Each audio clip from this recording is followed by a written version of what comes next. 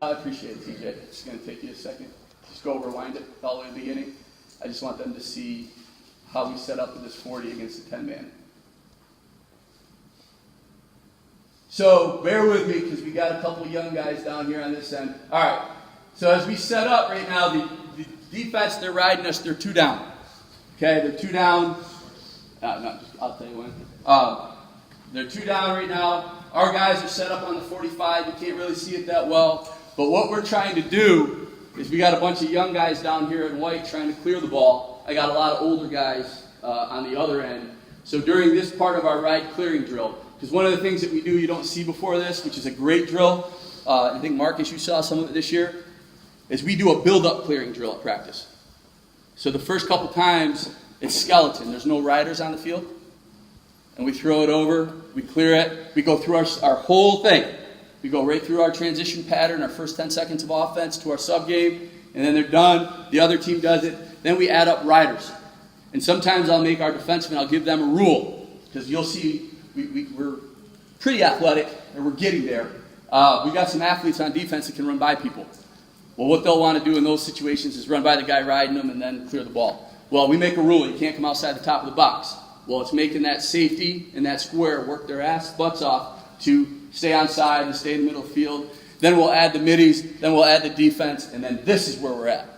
So in the fall, it's very elementary. We build up to it. Because as smart as our kids are that get into the school, it doesn't always translate.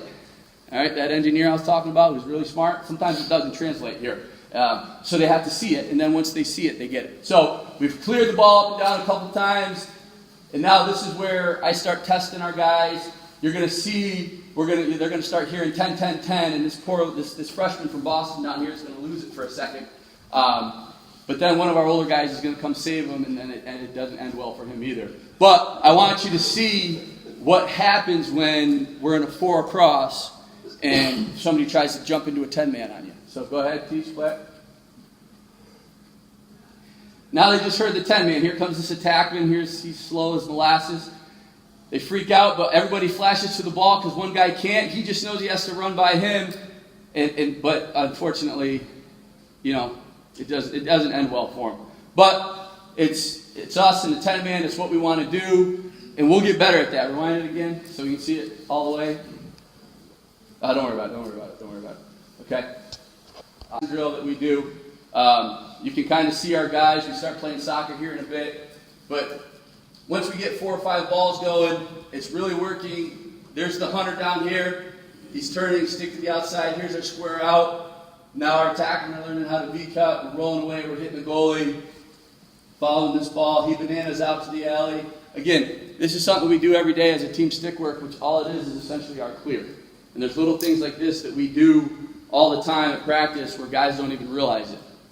The big point of emphasis that you can do here is you can start playing with your guys. You can put a coach or a shooting tutor around here, okay, to start making this guy who can't catch understand where he has to sit to find that soft spot. Because if not, they just start going through the motions. Well, a lot of times, myself and one of the other assistant coaches, we stand on the 50 like an attackman, okay, waving our sticks. If we get a piece of it, that's 5 sit-ups or 5 push-ups. And at the end of the 10-minute segment, we do all of our push-ups. Okay? But there's a lot of things that's going on here. When they cross that 5 yards and they do that square out, they've got to be on that line. Okay? I think, you talk about Tommy Schreiber a lot. It's real easy to see why he's the best player in the world. Because everything he does is precise, it's precision, and it's not, you tell him to be the square on clear, it's the square. It's the sharpest square I've ever seen. He plants, he booms, he sits, he waits. If he knows he can streak, he will. So that's just kind of one of the drills. It's kind of a staple that we do. We've got some guys that can do it, so we get 2 balls in right now. During the season, we get 4 or 5 balls going just to keep everybody moving so we can try to get everybody a ton of reps. But the thing we like about it is everybody's in different spots. Some people are, you rotate through all the lines. Obviously, the only people we don't worry about are our offsides, onside responsibility guys.